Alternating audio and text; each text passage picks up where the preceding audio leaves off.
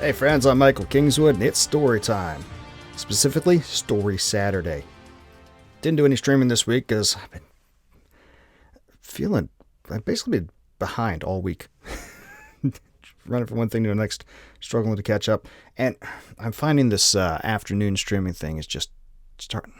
I'm not sure it's going to work for long term because I find that I'm getting involved and getting stuff done and doing stuff, and then it's like, oh, I got to stop what I'm doing to go do the stream thing. So I think I'm going to shift it. I just haven't determined exactly because I want to keep doing the streams, but the whole messing up my whole daily process thing, that doesn't really work. So I got to figure out a better time for it. Sorry, I had an alarm set. I don't know if you heard that or not, but it went off. I'm not going to re-record this because I don't have a lot of time this morning. Anyway, it's Saturday morning. I'm running on vapors because yesterday evening I went up to LA for the Nightwish show. And got back here real late because I was driving, attempting to get rides on the way up and the way back down. That's always an interesting thing doing that. Whenever I go up for, every now and then there's a fiction thing up there, and whenever I go up, I do that and generally make some money, but never as much as if I just stayed in place in San Diego and drove. For obvious reasons, right? You put the direction, you're trying to go a direction, so you can't just take any ride that's going any direction.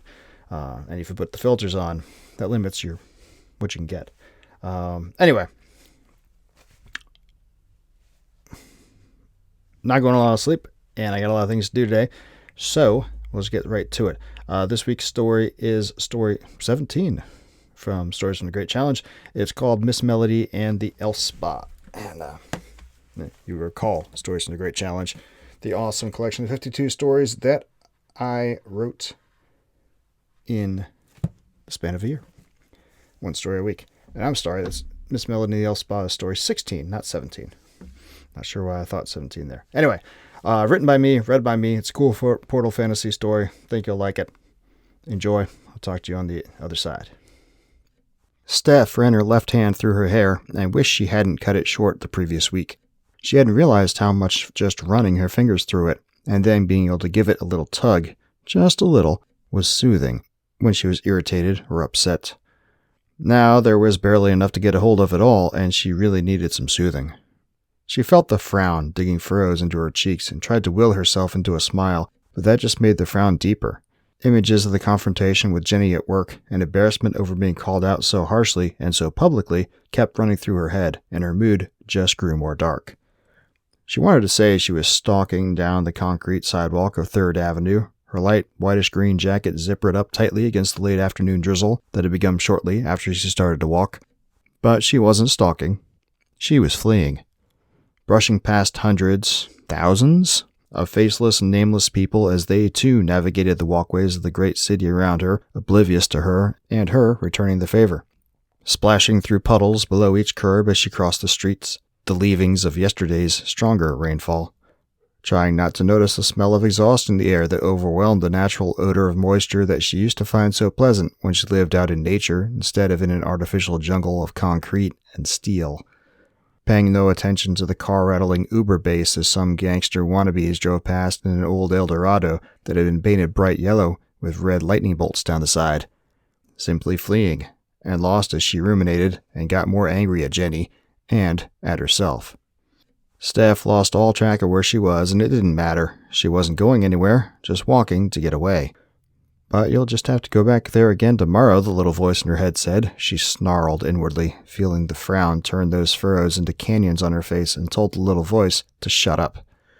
The voice was beginning a retort when movement to her right brought Steph up short. She barely saw the trench-coat-wearing guy emerging from a shop at breakneck speed before he bumped into her. She stumbled backward and had to pinwheel her arms to keep from falling over entirely. She felt another impact on her back as she rammed into another person behind her, followed by an annoyed "hey" in a nasally tone.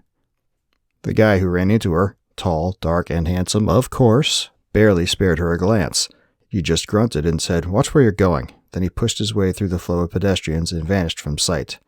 "Seriously?" Steph said aloud, more like shouted, and all the pent-up emotions she'd been stewing came out in sheer volume. Faces on all sides, Those who hadn't turned to watch the minor incident now all turned to regard her. It was like being in a spotlight, an inhuman, impersonal spotlight. All around, the faces were disinterested, except for perhaps a smidgen of amusement. A few cell phone cameras were pointed her way. Had the entire crowd been pulled away and replaced by robots, Steph would have found that more genuinely human than what she was facing right that second. Flushing, but almost more from fright than embarrassment, she cast about for a place to go, just to get out from under the weight of the automatons that were also people's gaze. And from the rain. It had picked up from its initial drizzle to a more steady pour while she was walking, and her jacket, which was for show more than for really combating the elements, was beginning to soak through. The day was already cooler than normal for early fall, and she'd catch a chill if she didn't dry off soon. The shop the guy had come from was a cold and intimidating business attire tailor. On any other day, the pictures of models wearing trim suits that were posted inside its display windows might have had some appeal, but right then, under the collective stare of that crowd, no way. She looked left, and her spirits lifted. Miss Melody's Cafe, the sign said. Food for the body, healing for the soul. The front windows were uncluttered by signs or advertisements, letting the warm light from inside spill out onto the gray overcast of the street. Yellows and greens and blues and pinks made up the decor inside, and the white-backed chairs around white tables looked comforting and inviting. Before she realized it, Steph was inside and shaking the water off her jacket, which she doffed and hung on a coat hook that the proprietor had placed just inside the door and to the left. It was warmer than outside and smelled of fresh baking and simmering chicken soup. Acoustic guitar music, all arpeggios and chords in a cheerful major key, no singing, issued from speakers mounted up in the corners. There were no other customers inside, just 4 sets of tables for 3, and the glass-fronted service counter in the rear. An older woman, wearing a pastel green apron over her plumpness, with silver-gray hair done up in a bun on the top of her head, stood behind the counter. She had on a white blouse beneath her apron and pink-rimmed glasses, and she smiled when Steph approached. It was the kind of smile that would turn a plain face like hers into something of utmost beauty, and it did. "Hello, dear," she said, her tone welcoming. "I'm Miss Melody. What can I get for you?" Steph looked through the glass of the counter at pastries and morsels that all looked like they would just melt in your mouth, and then she looked back up at Miss Melody and gave a little shake of her head. I don't know. I'm not really hungry, I don't think. She looked back over her shoulder at the gray light of the city and shivered. "Just needed to get away," Miss Melody finished for her. Her smile grew, if anything, more warm and gentle. "I understand."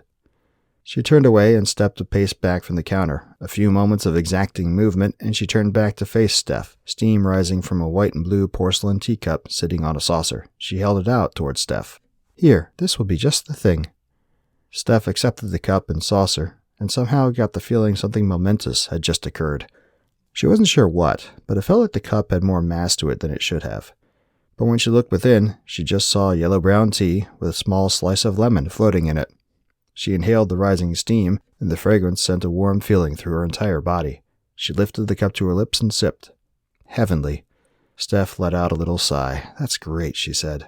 "I thought you'd like it. Relax, dear." Miss Melody gestured toward the closest of the tables, and Steph gratefully sat down on a white-backed chair with a pink upholstered cushion. It felt like sinking into a cloud, despite the chair's rigid-looking construction. She just sat there, sipping the tea and wondering as to its blend. She'd never tasted its like, but as the brew settled into her belly, it seemed to create a bubble of warmth within her that emanated everywhere. After the rain and the chill and the automatons outside, she decided Melody was right. This was exactly what she needed. Her cell phone rang. Of course it did. Steph was just lifting the cup to her lips. She considered saying screw it and just accepting the relaxation that so closely beckoned. Then she glanced down at the phone's screen. It was work, and Jenny. Why was she calling? It was after their normal business hours. A cold sliver went down Steph's spine, and she knew. She was fired. And Jenny didn't even have the courtesy to do it to her face. Steph slammed the cup down into its saucer and felt mild chagrin when some of the tea sloshed out.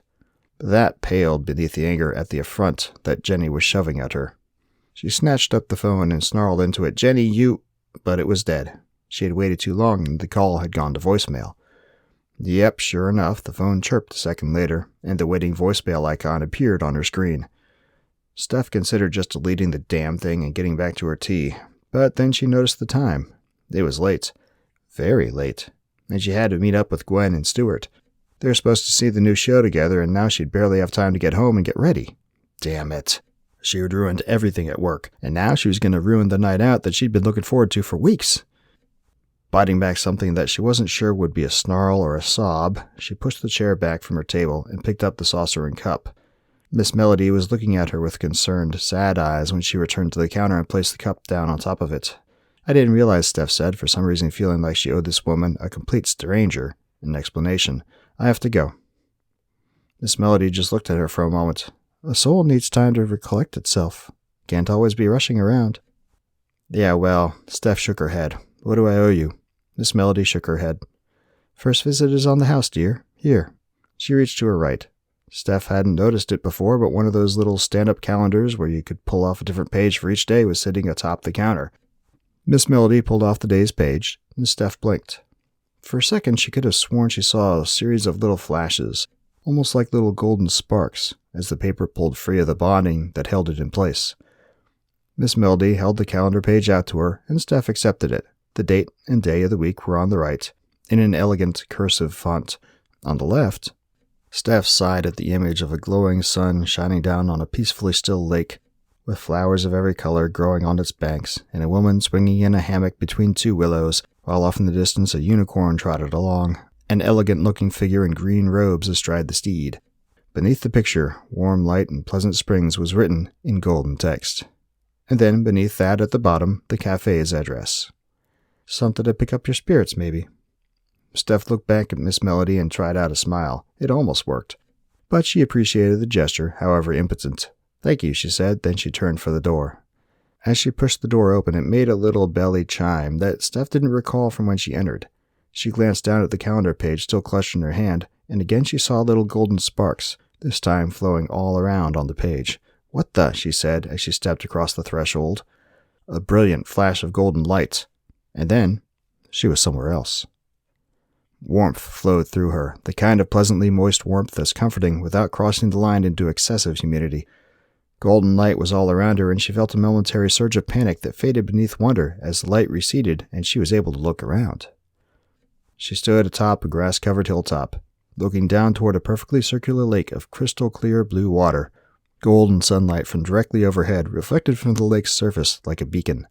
All around the edge of the lake grew clusters of flowers of every hue, and on the side of the lake to her right stood a pavilion of white canvas beside a pair of willows. Between the willows was slung a hammock of braided white cords. Steph felt her jaw drop open, and again she looked down at the calendar page. It was the same place. What was going on? Hoofbeats from behind made her turn, and her jaw hit her chest. The unicorn was beautiful. Proud and tall, rippled muscles on its flanks, and its horns shining like silver in the sun, and sitting astride it. He was the most beautiful man Steph had ever seen, lean but clearly well-muscled beneath the green robes he wore, high cheekbones and a chiseled jaw, piercing green eyes and long blonde hair that flowed around his head to his shoulders and beyond. His robes were held closed by a black leather belt with a golden clasp, and he wore a curved sword on his right hip.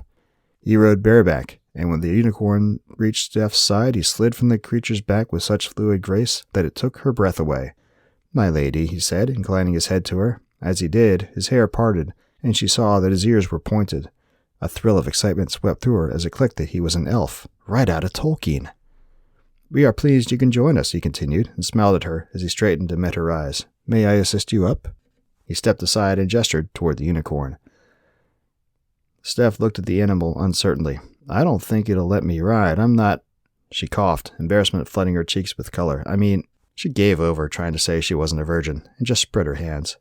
The elf chuckled softly and placed his hand on her shoulder, gently pressing her forward. "It is purity of the soul the unicorn judges, not of the body." His smile was encouraging. "I think you'll approve." She wasn't entirely convinced, but she reached out to touch the unicorn's side. It nickered once and eyed her, then turned to look straight ahead, apparently consenting to the contact. Its hair was smooth and silky beyond anything she had ever touched. It flowed past her fingers effortlessly, leaving little tingles in its wake, and she couldn't help but shivering at its touch. Then the elf's hands closed around her waist, and she felt herself lifted.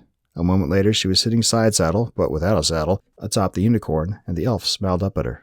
"Come, my lady," he said, and then he turned and stepped even with the unicorn's head. It moved to match his stride, and before Steph realized it, they were beside the pavilion and the willows.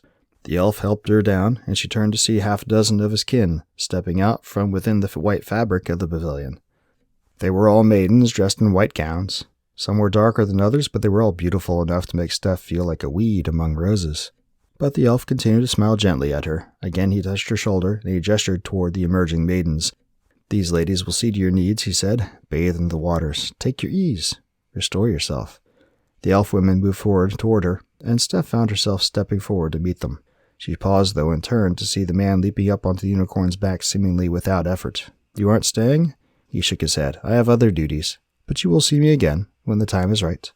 Before she could ask what that meant, he nudged the unicorn's sides with his heels, and the beast turned round, then cantered back up the hill from which they had come. Steph watched him go with a mixture of wonder and longing. Then the elf women reached her side, and they showed her into the pavilion. She lost track of time as the elves gave her the spa treatment to end them all. The water in the lake was just as pure as it looked from afar, and so warm she was able to swim without effort and in complete comfort. She dove to the bottom to examine the plants and fish there, then returned to the surface without ever feeling out of breath. Her keepers washed her hair with a soap that smelled of lavender and something subtly sweet, then scrubbed her back and massaged aches that she hadn't even realized she felt from her muscles. Warm, fragrant oil, and then time spent putting her hair into tight but somehow luxurious curls, never mind how short she had recently cut it. And then she was in a white gown to match theirs, swinging in the hammock as a gentle breeze rustled the leaves of the willows overhead and a songbird twittered from somewhere off to the right. She sipped at a goblet that the elf women had given her and tasted something that was almost like honey, but also spicy, that sent a deep warmth into her belly and flooded relaxation into her limbs. She dozed. For how long it was impossible to say, because near as she could tell the sun never changed position in all the time she spent there. But when the light of that sun diminished, from a shadow passing over her, she woke and smiled broadly up at the dashing elf who had placed her on the unicorn. "Hello," she said. She heard the luxurious tone of relaxation in her voice, and part of her recoiled in shock. The rest just went with it, though, because damn, she really did feel good. All her cares, all her stress, everything that had been hovering over her like a storm cloud, it was all gone. "Hello, my lady," the elf said, and returned a smile. "Good to see you are well." He paused to inhale slightly. "Alas, it is time." Steph blinked. "Time?" He nodded gravely. "To return." She felt her smile fade as the concept of returning to that gray, stifling prison of a world opened up before her. Steph shook her head. "I don't want to." The elf reached out and took her hand then, slowly and gently, and guided her up out of the hammock and onto her feet. As he did, he said, "You are not meant for life in this place, any more than we are meant for life in yours." Steph opened her mouth to protest, but he placed the tip of his finger onto her lips, and she felt her protest fading. She knew he was right, though she didn't want him to be. But pleasant as this place was, whatever it wasn't really her home. Part of her knew that if she did remain here, she would just waste away. So she nodded, and he smiled approval. They walked hand in hand up the hill. The unicorn was nowhere to be seen. When they reached the top, she saw there was a small stone inlaid in the grass. She hadn't noticed it before. It had a strange glyph, 2 circles interconnected by collections of wavy, swirling lines carved into its surface, and it glimmered ever so slightly in the sunlight. She was busy studying it when the elf said, "Farewell, my lady." He gestured toward the stone, as though she should step on it. Steph hesitated. "What's your name?" The elf cocked his head slightly to the side, then his smile quirked upward again ever so slightly. "I am Lorian, and if you should happen to come this way in the future, I will be glad to see you again." He made the same gesture again, and Steph stepped forward onto the stone. Another golden flash, and she stumbled forward back into Miss Melody's cafe. It took her a moment to realize where she was. Then she saw the woman herself standing behind the counter, exactly as she had been right before Steph stepped through the door, or portal, or whatever. She gasped as recognition swept over her. Miss Melody smiled gently and raised an eyebrow. "Back so soon?" So soon? She'd been gone for hours, surely. Steph's cell phone chirped and she pulled it out. She blinked in shock. According to the date and time displayed on the screen, it was exactly the same time now as it had been when she stepped through the door. But that was impossible. How? The phone vibrated in her hand and it chirped again. The voicemail icon had a red 1 overtop it. The message from Jenny. Well, might as well get on with it. She lifted the phone to her ear, still not entirely sure what had just happened. Jenny's voice came through loud and clear. "Steph, I wanted to call and say I'm sorry for how I acted in the meeting. I was surprised and angry, and it wasn't your fault, and I was wrong to blame you like I did. I hope you don't quit over this. I can't run this place without you. Please come in tomorrow and let me make it up to you. Steph dropped the phone to her side, cell phone still playing the rest of the voicemail, and looked wonderingly at Miss Melody. What is this place? The older woman shrugged. What the sign says, dear. Food for the body, healing for the soul. But Steph shook her head, her mind racing through the events of the last several hours. Days? In that other realm. And back here in the real world. Wait, what? Was that real? Was what real, dear? The place, the elves, She stopped, realizing she sounded like an idiot. Miss Melody shrugged. Was it real to you? That is what matters. She glanced at the little calendar, and Steph followed that with her own eyes. Another wave of shock swept through her when she saw the day and the date that was atop the stack, ready to be pulled off. Today's. And there was no picture on the sheet, just the day and the date, which filled the entire page. It hadn't registered fully when she'd fished her cell phone out, but Steph realized she was back in her own clothes, and she was still clutching her page from the calendar in her left hand, just as she had before stepping through the door. Hers still had the picture on it. We all have different needs at different times, Miss Melody said. Steph looked back at her, and she sniffed. But now I believe you need to get moving, or you'll miss your show. Yes, Steph said as memory flooded back into her. Yes, She froze, narrowing her eyes at Miss Melody. How did you know that? She didn't answer, just smiled her kindly smile, and made a shooing gesture.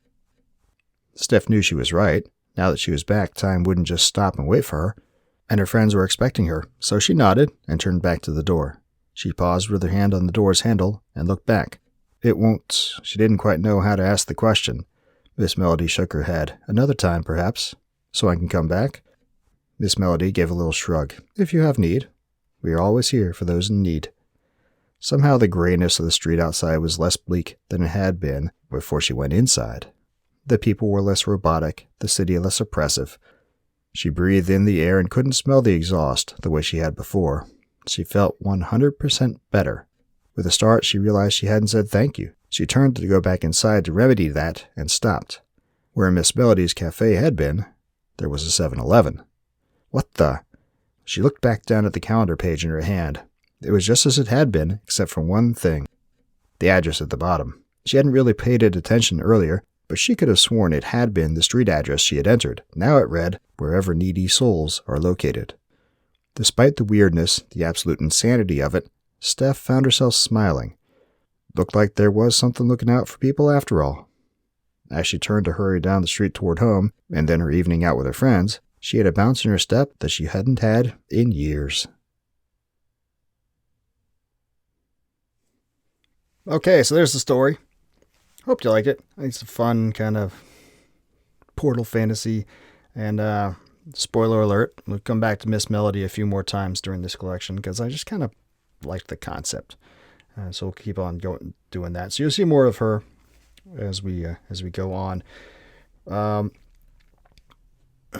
a whole lot else to say here. I'm going to depart and get about the business of the day. Lots to do this weekend, today. I'm playing catch up in a lot of ways. So I'll leave you to it. Be sure to go to michaelkingswood.com. You can sign up for the mailing list, become a member of the site, give a few bucks, and go to the store. You can buy my books, whatever format you want, directly from me. You can, of course, go to Amazon, Apple, all the other places. But it's better if you come straight to my company that I control and that I get the most profit margin from. And also, so we can have a more direct customer relationship. That way, the maximum profit is going to the artist, writer, whatever you want to call it, that you like and then you want to support. And also, if various nefarious and or capricious companies decide to become capricious and nefarious, we can still maintain contact, and you can still get stories from me, and I can provide good stories to you no matter what some middleman does. So go check that out. If you're watching on the video channel and like and subscribe, please. If you're listening to the audio podcast, keep subscribing. And tell all your buddies what we're doing here, because the more people who know about it, the more fun we can have.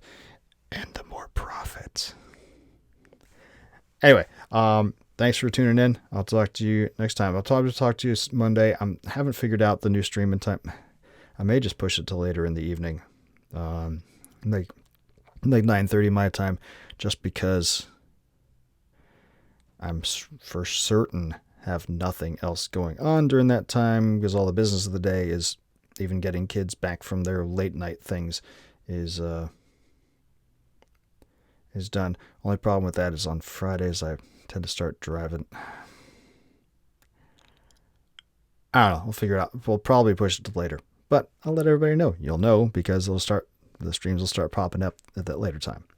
But we will be going back to them. I'm just undigging right now. Anyway, that's it. I'm out. Have a great rest of the weekend. I'll talk to you later and talk to you next time. Until then, don't do anything I wouldn't do.